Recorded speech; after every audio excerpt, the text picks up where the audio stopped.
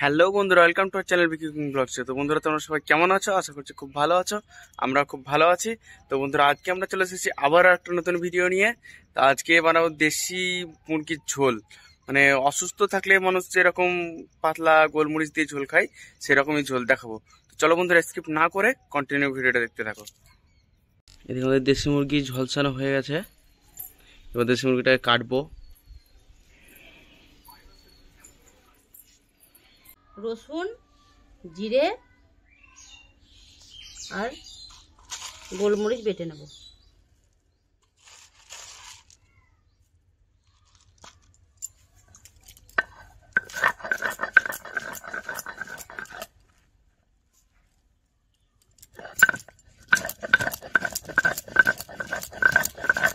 তো বাটতে তো লেগে গেলাম।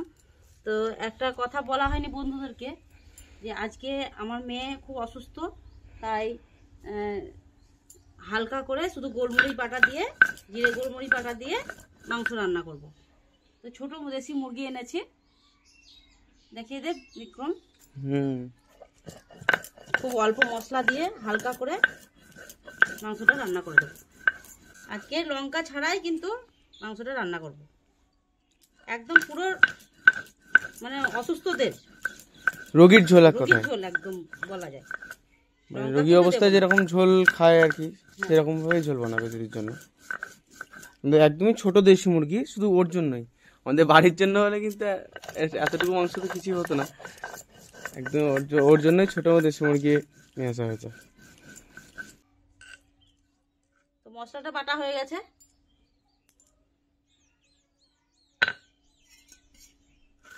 রাখাটা ধরিয়ে নেব।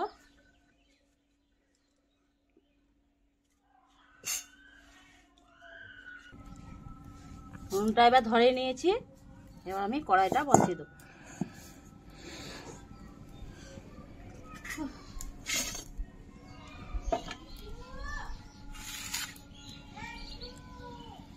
এত তেল লাগবে না তো, এত তেল এনেছি। ওই যে আলুটা ভাজতে হবে, সেজন্য বেশি করে তেল দিলাম। এত তেল দিয়ে দিদির খাওয়া যাবে না। তেল যতটুকু লাগবে ততটুকু দিবা, আবার বের রেখে দিবা।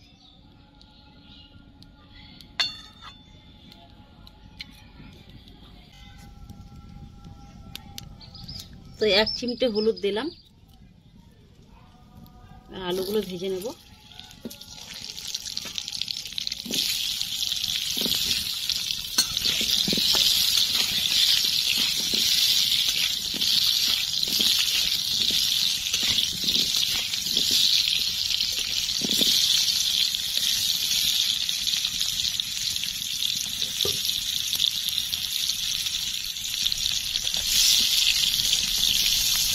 খুব সুন্দর আঁকা ধরিচ্ছে।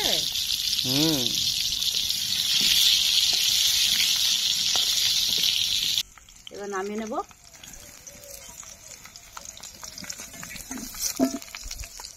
খুব একটা ভাজিনি, লাল লাল করে ভাজা যাবে না, আমার মেয়ে অসুস্থ খাবে তো। এই যে তেলটুকু আছে, এই তেলটুকুতেই রান্না করব। তো এর মধ্যে কটা জিরে দিয়ে দিলাম আর 2টো তেজপাতা দিয়ে দিলাম।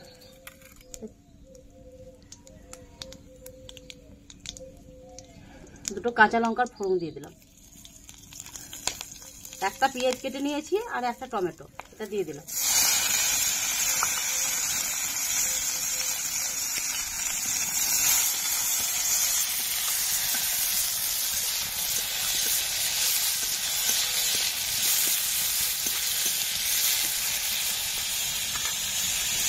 একটু নুন দিয়ে দিলাম।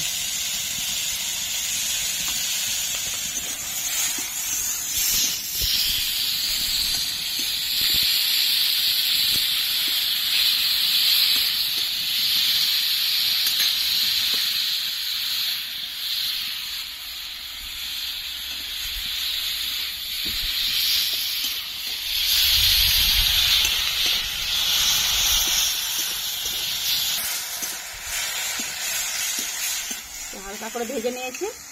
এই সামান্য একটু হলুদ দিয়ে দিলাম।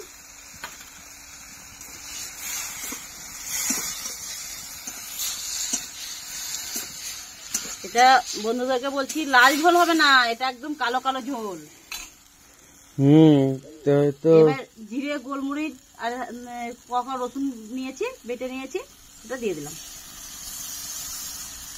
এটাতে তো লঙ্কা গুঁড়ো দেওয়া যাবে না, কিছু দেওয়া যাবে না, ওর জন্যই তো কালারটাও ওই রকমই হবে। একদম পুরোটা ঝোল। এই ঝোলটা কিন্তু আমার গরম গরম খেতে শুধু হেভি লাগে, হেভি একদম। উনুনটা এত জ্বলছে, শাঁখাগুলো গরম হয়ে গেল।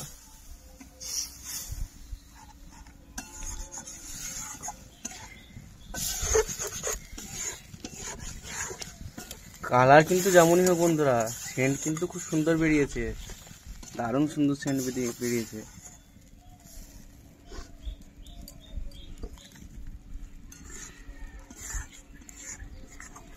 তো মশলা কষা হয়ে গেছে, এবার আমি মাংসটা দিয়ে দেবো।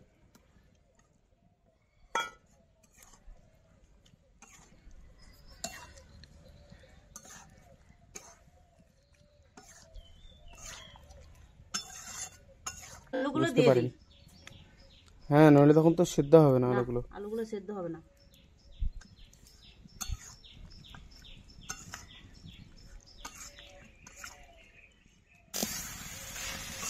কষানো হয়ে গেছে, এবার জল দিয়ে দেবো।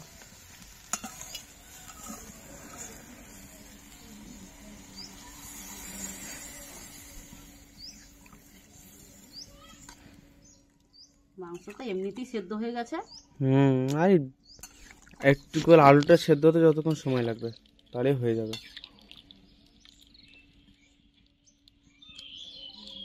মাংসতে আজকে কোনো তেল ভাসবে না।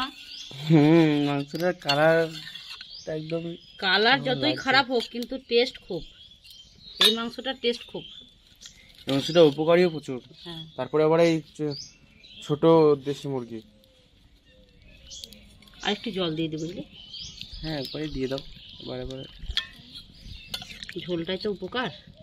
এই ঝোলটাই গরম গরম খেলে অনেক উপকার আছে। দেখুন বন্ধুরা, কত সুন্দর ফুটছে মাংসটা। এবার হয়ে গেছে, আলুটা সিদ্ধ হয়ে গেলেই হয়ে যাবে। আলুটা প্রায় সিদ্ধ হয়ে এসেছে, আর অল্প হ্যাঁ, একটু থাক।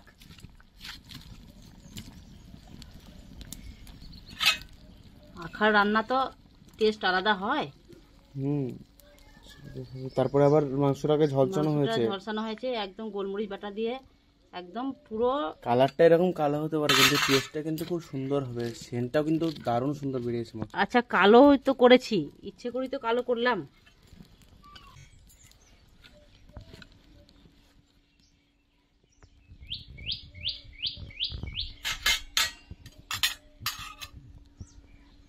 একটু গরম হয়ে থাকবে, ঢাকাটা দিয়ে রেখে দিই, ভাতটা নামিয়ে নিয়ে আসি। দিয়ে তো এই তো রুগীর ঝোল হয়ে গেছে।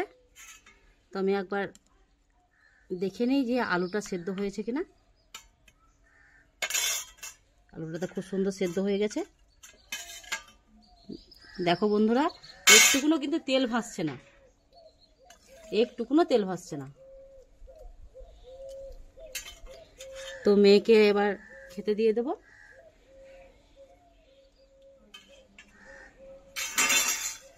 তো রুগীর ঝোল তো আমার বানানো হয়ে গেছে, বন্ধুদেরকে দেখালাম। তো আমাদের ভিডিও যদি বন্ধুদেরকে খুব ভালো লেগে থাকে তাহলে চ্যানেলটাকে আমাদের সাবস্ক্রাইব করে দেবে, বা অনেক অনেক অনেক অনেক শেয়ার করে দেবে। টাটা বন্ধুরা।